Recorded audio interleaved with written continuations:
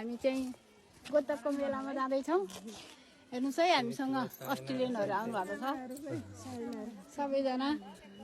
मेरो दिदीको छोराहरू बुहारीहरू सबैजना। यो बाटोमा सानोमा मलाई लाग्छ म अहिले 56 वर्षको भएँ, तर म 12 वर्ष हुँदाखेरि यही बाटोमा आमाहरूसँग हिँडेर आएको थिएँ। तर त्यति राम्रो याद चाहिँ छैन, अलिअलि हिँडेको मात्रै याद छ है। अहिले चाहिँ हामी यही खोला हिँड्दैछौँ। यस्तो रहेछ खोला यस्तो छ सबै खोला सबैजना यता हिँड्दै हुनुहुन्छ सबै खोला बाटोबाट हिँड्दा पनि यस्तो रमाइलो खोला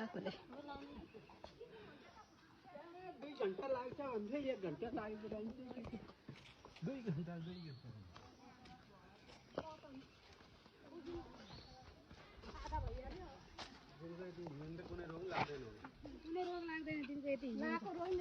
सक्न पर्यो 3 दिन त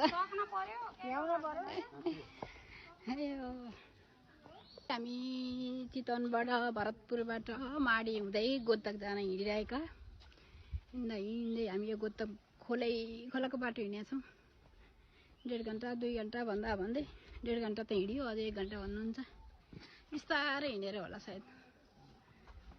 छौँ खोला बाटो।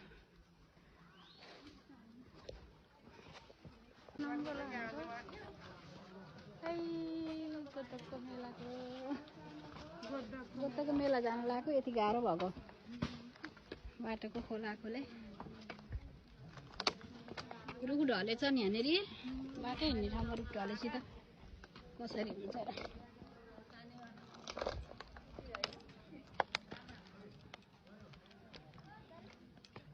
यस्तो खोला जानुपर्छ है।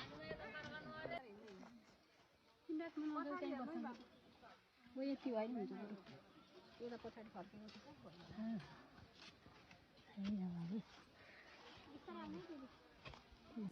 ल है बिस्तारै हिँड्न पर्ने छ। उकालो र ओह्रालो खाली भयो होला नि कसरी क्रस गर्ने यस्तो छ उकालो ओह्रालो खोलाको बाटो गोतक जान हिँडेको। हेर्नु है सबैजनालाई गोतकको बाटो यस्तो रहेछ। यस्तो छ। अब म खोलामा जाँदैछु। खोला हिँड्दैछ।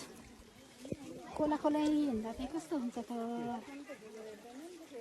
चिप्लो बाटो डराएर हिँड्न पर्ने रहेछ। बिस्तारै हिँड्नु पर्यो। खोला बाटो क्रस हिँड्दैछु हामी हिँडेर हिँड्दै ठ्याक्क गोतकको नौनी कुण्डमा आइपुग्यौँ। यस्तो रहेछ कुण्ड।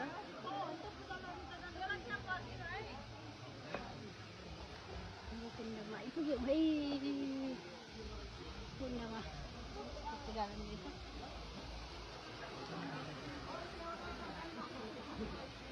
गोतकको कुण्डमा त्यही पसिना निकालेर दौडी 2-2.5 घन्टा लाग्यो क्या हामीलाई त। बिस्तारै हिँड्दै गोतकको कुण्डमा आइपुग्यौँ।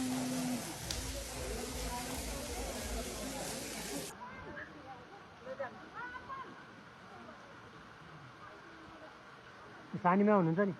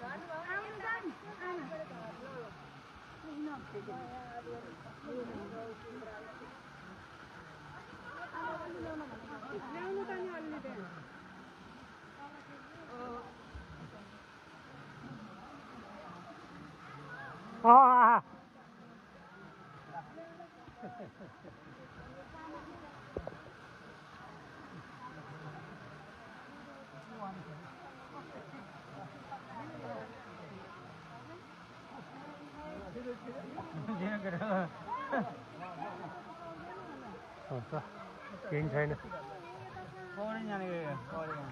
स्विमिङमा क्लास लिएर छिटो निस्कियो त म सँगसँगै जान्छु छिटै निस्कियो म सँगसँगै जाने अनि त्यहाँबाट क्लास हाल्दैछु टाउको हान्छ त्यत्रो हाइटबाट झऱ्यो पानी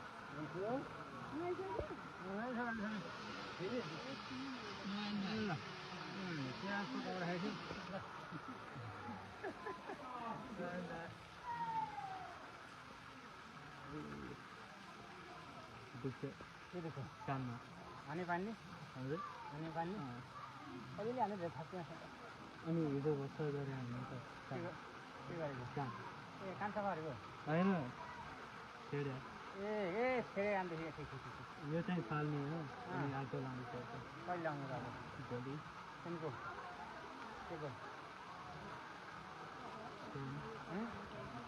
गोल्ड व्हाइट गोल्ड त्यो सिल्भर गोल्ड भन्ने के भन्छ गोतक कुण्ड मेलामा गोतक आएर नुहाउने गोतकको कुण्ड यहाँ माथिबाट छहरा आउँदो रहेछ यो छहराबाट यता पानी निस्केको छ अनि यो छहरामा स्नान गर्ने यो कुण्डमा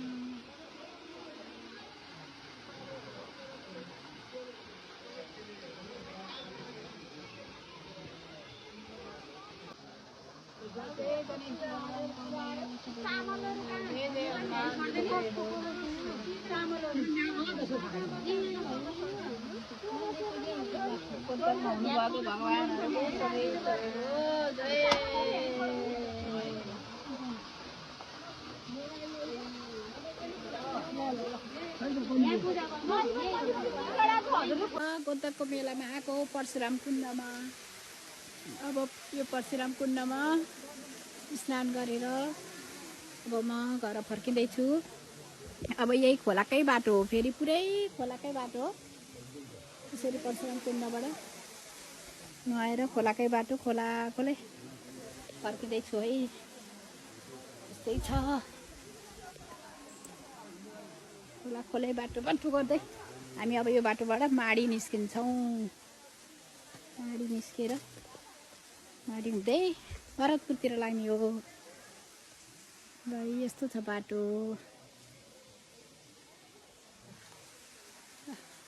बाई बाई परशुराम कुण्डमा मेला बाटो चाहिँ अब नुहाएर परशुराम कुण्डमा नुहाएर घर फर्किँदैछौँ है बिस्तारै बिस्तारै हिँड्दैछौँ घर फर्किँदैछौँ बल्ल बल्ल लौरी टेकेर दिदीले यहाँ लौरी टेकेर पुरै हिँडेर आइपुग्नु भयो